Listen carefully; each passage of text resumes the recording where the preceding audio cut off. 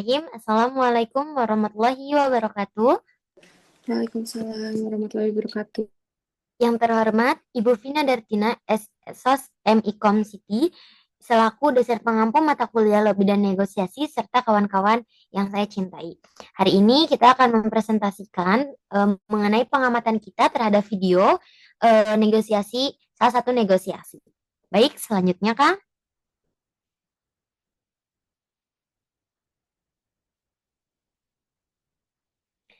Di sini saya nggak sendiri teman-teman, ada Teh Fuji, ada Teh Vina, dan juga ada Kang Adit.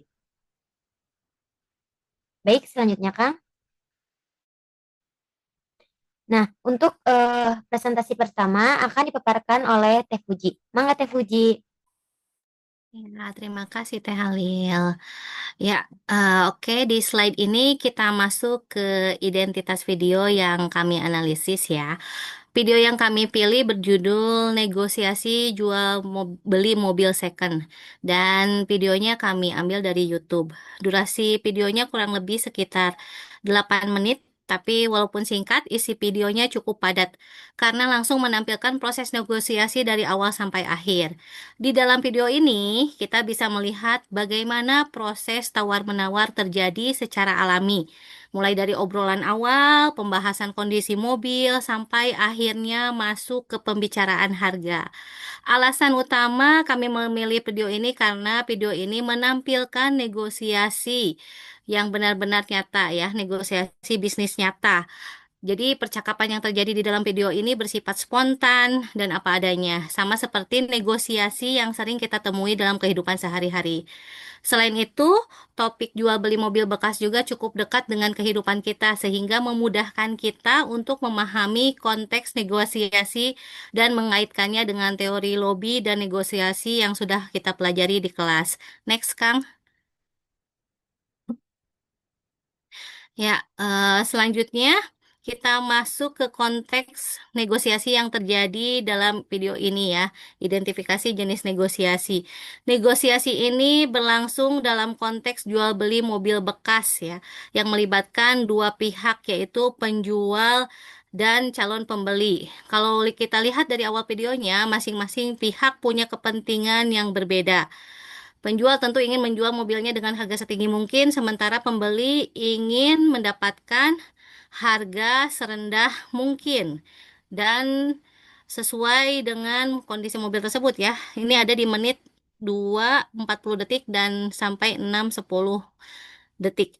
Terlihat jelas ya proses tawar-menawar harga penjual mempertahankan harga setinggi mungkin dan pembeli menekan harga serendah mungkin ya. Nah, penjual tadi ya tentu ingin menjual mobilnya dengan harga setinggi mungkin, sementara pembeli ingin mendapatkan harga yang lebih murah dan sesuai dengan kondisi mobil tersebut. Negosiasi ini dilakukan secara tatap muka dan suasananya cukup santai, jadi tidak kaku seperti di ruang rapat atau pertemuan resmi ya. Justru karena suasananya santai ini, komunikasi bisa berjalan lebih lancar dan terbuka, sehingga kedua pihak bebas menyampaikan pendapat dan alasan masing-masing ya.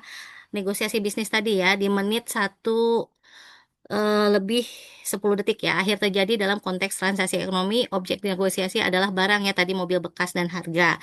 Ya, konteks ini menunjukkan bahwa negosiasi itu tidak selalu terjadi dalam situasi formal ya, tapi juga sering kita temui dalam kehidupan sehari-hari. Misalnya saat tawar-menawar di pasar atau ketika membeli barang bekas ya. Dari konteks ini kita juga bisa melihat bahwa cara bicara, sikap, dan pendekatan komunikasi ya sangat berpengaruh terhadap jalannya proses negosiasi dan hasil akhirnya. Ya, sekian yang saya sampaikan. Kita kembalikan lagi kepada moderator Teh Ulil. Baik, Teh Fuji, terima kasih banyak atas pemaparannya. Selanjutnya tentang di, tentang analisis proses negosiasi. Di sini akan dijelaskan oleh saya sendiri mengenai karakteristik situasi negosiasi. Nah, pada menit 1 lebih 20 detik sampai 1 lebih 50 detik nih ada dua pihak nih, ada penjual dan pembeli. Kepentingannya bertentangan. Tadi dijelasin juga sama Teh Puji dan dapat kita lihat juga dari videonya, penjual pengen mobilnya harganya tinggi, tapi pembeli pengen mobilnya harganya rendah. Jadi ada perbedaan gitu ya. Nah, pada proses give take ini, selama tawar menawar, seluruh unsur situasi negosiasi terpenuhi. Jadi unsur-unsurnya tuh ada eh, dua orang, terus saling tawar menawar kayak gitu. Lalu ada persiapan lobby dan negosiasi. Nah, ini agak panjang dari 1:50 sampai 2:30. Pembeli mulai mengamati kondisi mobil. Nah, jadi si pembeli teh lihat dulu nih kondisi mobilnya kayak gimana. Terus tanya-tanya tentang mobilnya, kelebihannya apa, kekurangannya apa kayak gitu. Terus eh, pembeli menyiapkan saran harga. Nah, penjual juga memiliki penjual juga siap dengan argumen mempertahankan harga. Jadi pembeli teh menjadikan mobilnya itu situasi mobilnya itu, kondisi mobilnya itu sebagai alasan untuk menawar harga lebih murah. Namun penjual juga punya argumen nih untuk tetap mempertahankan harganya. Nah, teori ini persiapan pentingnya untuk menentukan batas minimum dan maksimum. Jadi batas minimum dan maksimum harganya. Next, Kang.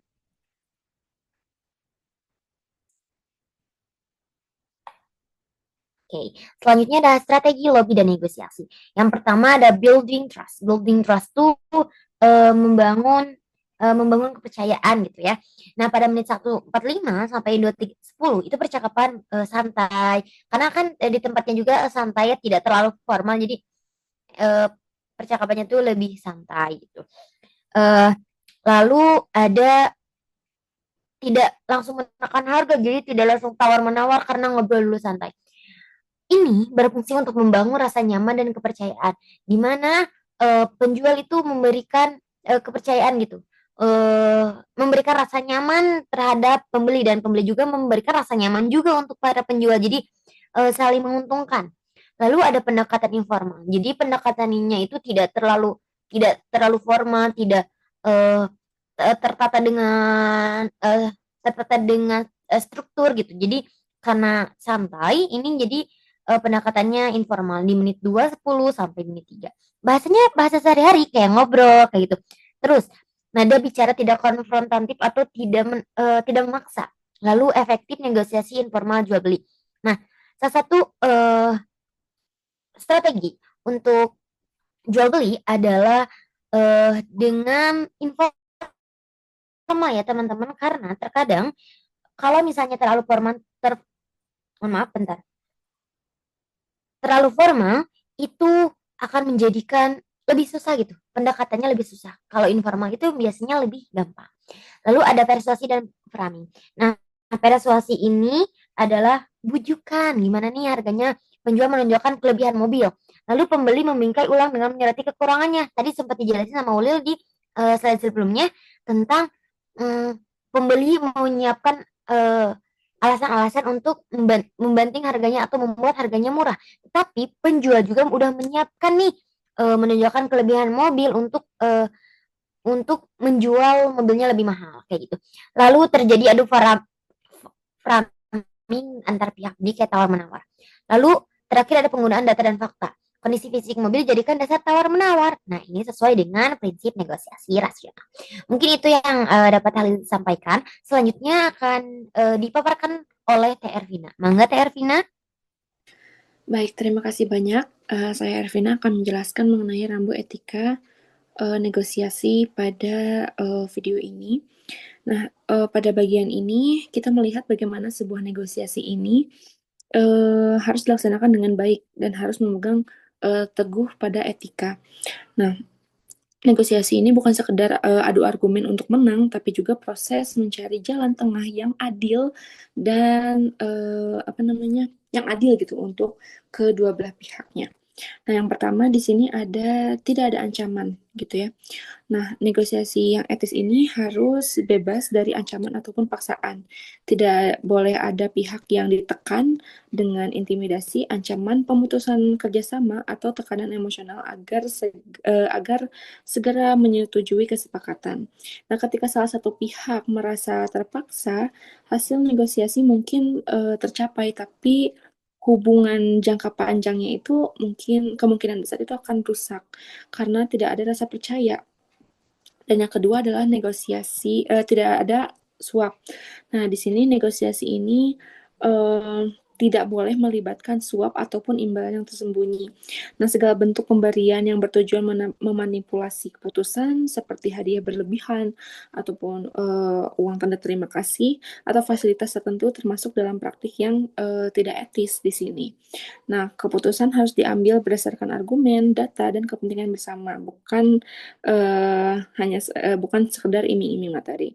Yang ketiga adalah para negosiator tidak boleh menggunakan manipulasi ekstrim ataupun kebohongan. Misalnya di sini menyembunyikan informasi yang penting, kemudian memelintir fakta atau sengaja menakut-nakuti pihak lain dengan fakta yang berlebihan gitu. Atau dengan data yang berlebihan. Nah, yang selanjutnya adalah tindakan seperti ini mungkin menghasilkan keuntungan jangka pendek tetapi merusak reputasi profesional dan kepercayaan mitra di masa depan. Nah, dengan demikian rambu etika negosiasi dapat kita rangkum bahwa harus ada bebas tekanan, bebas suap, dan bebas manipulasi. Nah, jika ketiga prinsip rambu ini dilaksanakan dengan baik, maka negosiasi akan berjalan dengan baik pula, kemudian jujur, terbuka, dan saling menghormati. Nah, hasil yang dicapai pun lebih berkelanjutan serta hubungan dengan klien itu akan baik di masa yang akan datang. Selanjutnya, nah, di sini ada teknik komunikasi yang digunakan dalam bernegosiasi. Nah, di sini yang pertama adalah active listening. Nah, active listening ini termasuk yang digunakan dalam teknik negosiasi ya, di mana kita ini harus menjadi pendengar yang aktif. Nah, mendengarkan yang aktif ini lebih dari sekedar diam saat mendengarkan klien kita bicara, gitu ya, mendengarkan pihak lain berbicara. Tapi kita benar-benar memahami isi, kemudian emosi, dan kepentingan di balik kata-kata klien atau lawan bicara kita. Selanjutnya, yaitu bahasa tubuh. Nah, bahasa tubuh ini yaitu penggunaan bahasa tubuh yang positif tentunya. Nah, dalam negosiasi, bahasa tubuh seringkali berbicara lebih keras daripada kata-kata.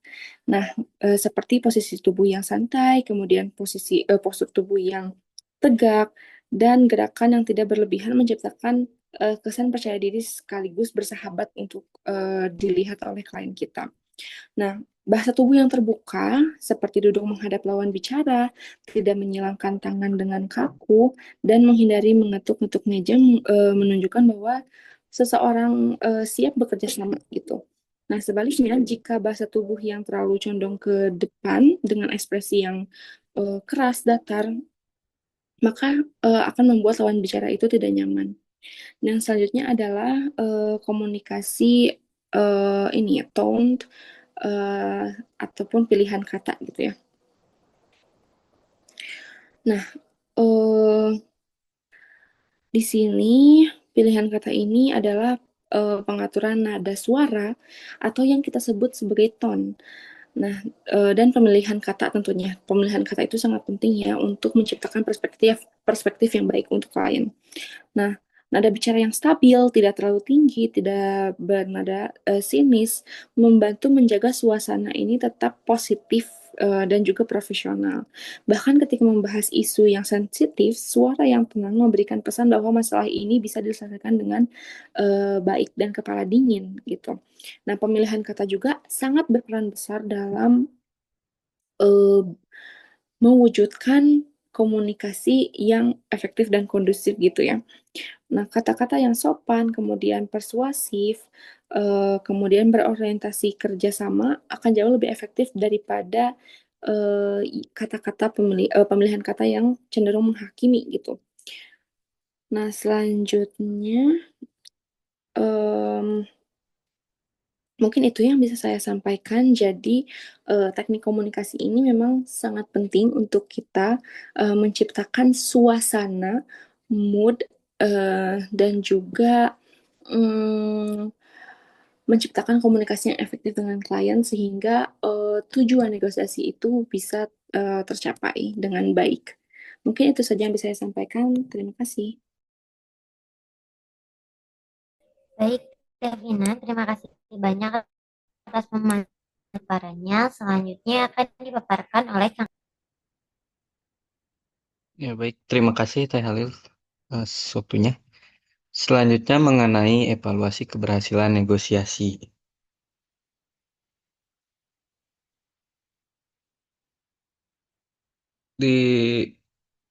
Nah, untuk poin pertama, apakah tujuan tersebut tercapai? Di sini di dalam studi kasus kita menjawabnya ya. Kenapa bisa terjadi kesepakatan harga gitu?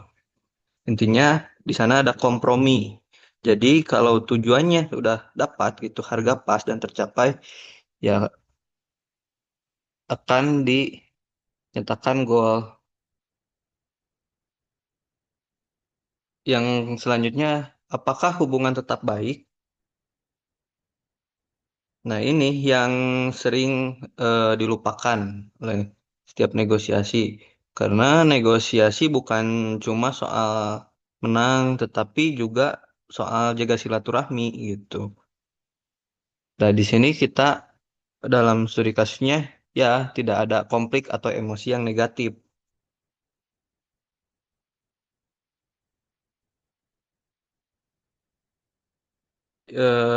Yang ketiga, apakah komunikasi tersebut efektif? Di sini juga menyatakan sangat efektif, di mana dialog dua arah berjalan.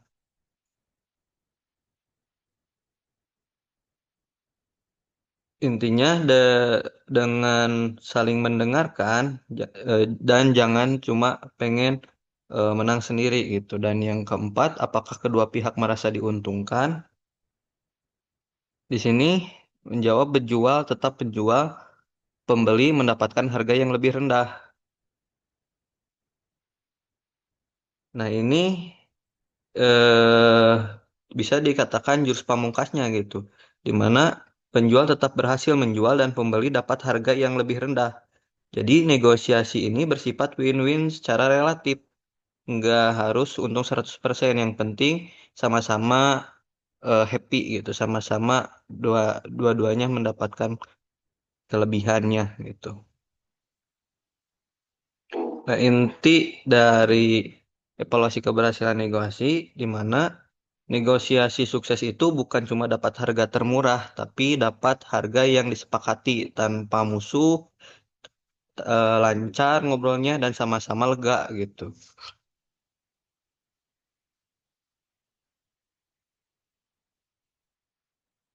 Kemudian untuk kesimpulan,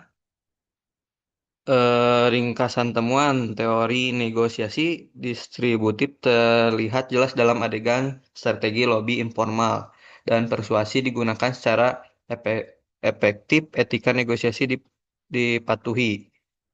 Pelajaran untuk mahasiswanya, di mana negosiasi tidak selalu kaku, pendekatan komunikatif lebih efektif daripada tekanan data dan sikap sopan, memperkuat posisi tawar. Keterkaitan dengan teori lobby dan negosiasi, nah, video ini mencerminkan penerapan nyata teori distributive negotiation, BATNA, persuasive bargaining, dan etika dan komunikasi efektif gitu.